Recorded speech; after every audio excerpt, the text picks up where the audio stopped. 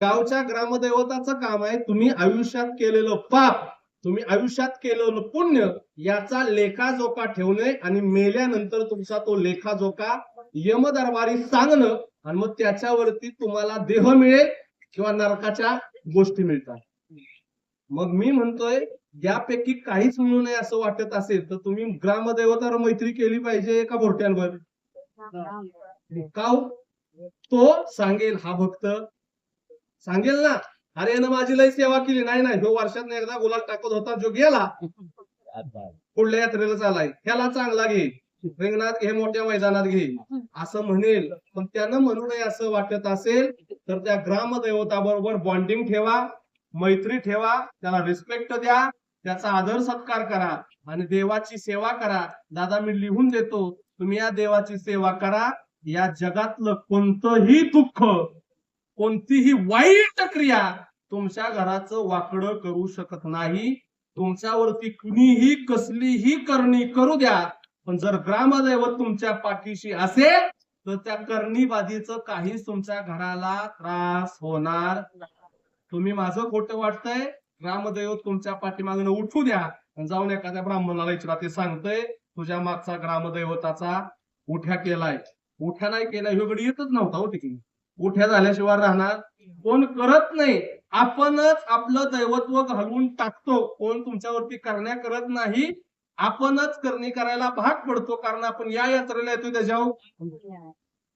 नाही तुम्हाला येता येत, त्याची मूर्ती घरात मंदिरात पूजा.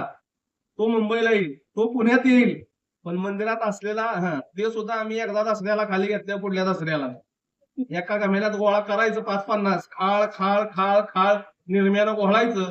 एका गंधाच्या टिकलीत 50 द्यावं, देव बी कठळ तुम्हाला. कायकांच्या घरात तर त्या देवाला कुष्ट्या, त्या देवाला श्वास घ्यायला जागा नाही आणि हे म्हणतोय देवाचं माझ्यावर लक्ष. अरे तुझ्यावर लक्ष लागाय रोगलायला तू कुष्ट्या काढ की त्याच्यावल्या पाहिजे, मग तो बघेल. दादा रे मी खरंच सांगेन, अजून एक जाता सांगतो ग्रामदैवताचा आशीर्वाद.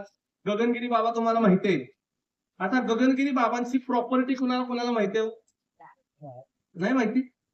अरे त्यांचा खोपोलीचा मठ आहे ना, खोपोलीचा हजारो करोडचा आहे, जिथं हेलिपॅड स्वतःच आहे. हजारो लोक रोज अन्नदान करायला जेवायला येत आहेत.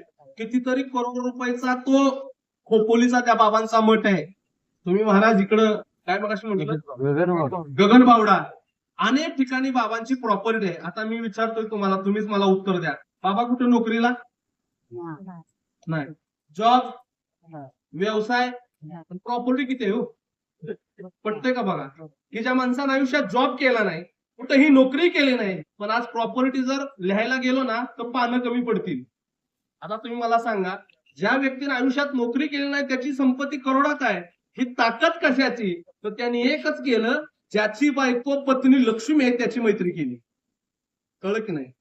ज्याची पत्नी लक्ष्मी आहे त्याची मैत्री केली. आणि कुणाची पत्नी लक्ष्मी आहे?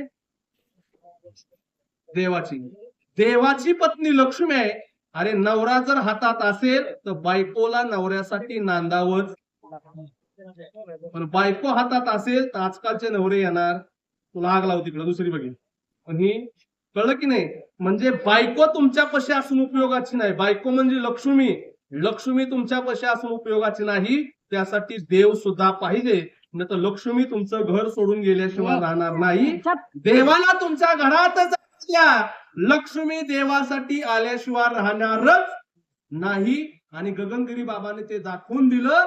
त्यांनी काय केलं तर देवाची भक्ती केली, देवाचं नामस्मरण केलं, ऑटोमॅटिक लक्ष्मीचा वर्षाव त्यांच्या घरी झाला. माझा प्रमाण आहे, हरी आला हाता मग कैसी भय चिंता.